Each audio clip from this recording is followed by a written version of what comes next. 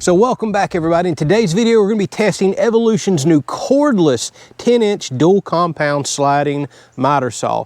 So the very special thing about this is being battery powered, and they claim it can cut a multitude of materials from steel, aluminum, wood of course, plastics, PVCs, amongst other things. And they include a multi-material blade which we're about to put to the test to see if that holds true. So for starters, right up top, I've got mine with 5 amp hour batteries, but you're going to want to go with the Evolution's 20 volt batteries. This is a 40 volt saw, so 2 batteries snap right into the top and you're ready to go. We unlock from the back. This is a sliding miter saw, by the way. I've already cut 2 by 12 material in here, so we can get a full 12-inch cut here for your largest of materials. Tried, true, tested. We're going to snap some of that footage a little later. Got the lock on the back side right here. This comes up. You got up to a 3.5-inch cutting capacity here. I've also done cut some 4x4 material, which we'll also show. So I have tested full cut capacity. So the saw comes with adjustable back fences right here on both sides. You can adjust those in and out. It also comes with a clamp that you can put on either side to clamp your workpiece in. It's quick adjustable just by sliding, and then you do your fine tune and adjustment right here with this knob. On the end, this is notched for pipe, for angle iron, or for flat steel. There's also an included clamp on the back side, and it has Evolution's like quick adjust right here. The same thing that I have on my Evolution metal cutting saws, and I really like that feature. It is worth noting that these are out of plastic versus metal on my Evolution metal cutting saws, so time will tell how well they hold up, but I've already been using this for quite a while and I've had 0 issues with the clamps. I also have this set up on Evolution's fold out stand right here. Really recommend this. Does not come with the unit, but you can purchase it separately. Just like most miter saw stands, it's fully adjustable in and out to support your material, up and down, on wheels, and does have quick release clamps right there. I really like those. The legs are also fully adjustable. Just like most miter saws, we can go either direction by depressing this button, and it does have locking indentations at critical set points. Another nice touch, they include you a plate that you can slide right in here and actually make your own cut, basically having a 0 relief plate right here. That is a really good touch. Like most compound miter saws, you loosen in the rear, got a nice big handle there. There's a locking tab right here that you pull out, and I can go either direction. Just note you're going to need to remove this clamp if you want to go that particular direction, but up to 45 degrees. Comes with a dust bag, and it also comes with an insert if you want to hook this up for dust collection. All right, so let's take a listen at this. Again, being cordless, it's actually kind of quiet. You can see it does have a break after a little bit of a ramp down period, and overall, I find it definitely a lot quieter than my plug-in saws. So check this out. We just did a multi-day river stair build, and here is the kicker. Off of the same 2 batteries, no recharge in between, 2 days of work, hundreds of cuts. I'm talking cutting 2x12 material, 2x6 material, 2x4s, 4x4s, and hundreds of cuts on 5/4 decking boards. By the time I got done with this job right here, I was shocked when I checked the batteries and they still had plenty of charge left in them. Again, that's after hundreds of cuts. And not once did this saw bind up or stop, even cutting full length 2x12 material or 4x4s. So that was a really, really good test on this saw right here, and I was blown away with the battery capacity. All right, so let's jump into another test here. PVCs, I can see a lot of contractors wanting this, whether you're doing like aluminum for screen rooms and pool rooms, things such as that. Let's test some aluminum. If maybe you're doing a bunch of PVC work, you're a plumber, let's test that as well.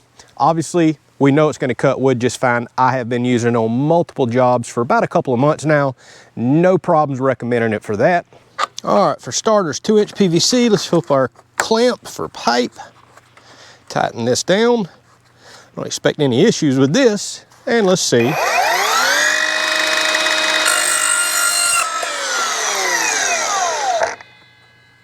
Relatively clean cut, no issues. Don't forget, there's already hundreds of cuts on this blade right here as well. Okay, PVC, as expected, no problems. Now I expect most people that be using this for PVC would be deck rails. That's very, very popular. Post caps, post sleeves, things like that. Looks like you're not gonna have a problem. Just keep in mind with a 10-inch version, you have around a 3.5-inch range cut. All right, let's use our clamp that has a notch in it to hold all different types of angles. We'll clamp in just like this, and let's see.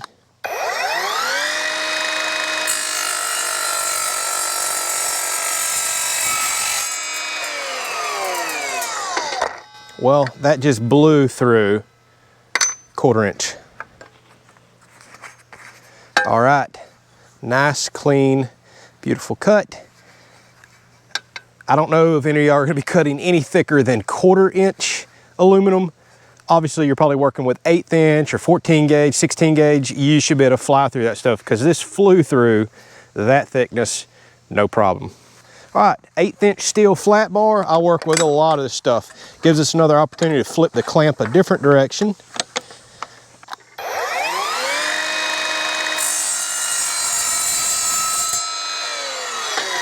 Well, we flew right through 1/8 inch steel.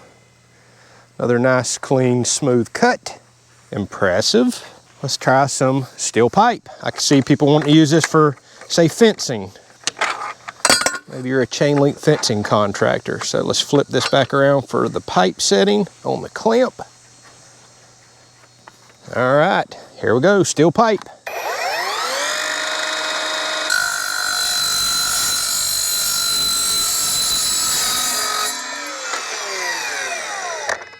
Once again, no issue. All right, okay. Now, a real test. Some larger 1/8 inch thick steel angle iron. I mean, if you're going any larger than this, you're probably in a machine shop, or maybe you're doing a repair in the field, but chances are you're not cutting material this thick with a cordless tool, often at least. Now, I personally like cutting angle this way when I can, and this clamp does go down at a funky angle. Let me see if I can get it to pinch and hold this steel like this. Relatively thick and big angle iron.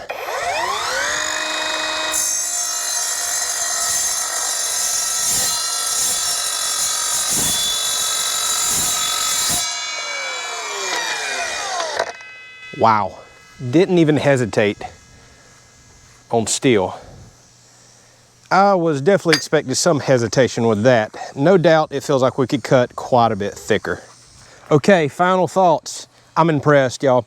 I've already been using it 2 months to give y'all some real world feedback. It's not fair for me to pull this straight out of a box just because Evolution sent it to me. And FYI, they did send me this saw to use on our main channel. I decided to make a little review on it on this particular channel. Now, if it was junk or didn't perform well, I'd let you know. After 2 months of relatively heavy testing, doing projects here, doing off-site projects, hundreds upon hundreds, maybe 1,000 plus cuts if I add up all the jobs that I've done, I have been really, really impressed. The power's there to be a cordless tool, from the biggest materials to the smallest. Today is the first time I've cut steel and all this other stuff with you. I was not expecting it to cut through angle as easy as it does. I have Evolution's really large dedicated metal cutting saws. Love those things, blown away with them. But those are big high amperage plug in the wall units. I did not know what to expect with, well, cordless. Must say, highly impressed. What's your thoughts on it? Would you be interested in a saw like this? And by the way, I'm gonna put some links down in the description if you wanna support the channel for us making content like this. So you can click on those, see the availability, current pricing. We appreciate y'all so much for watching and for supporting us. We'll have more content coming.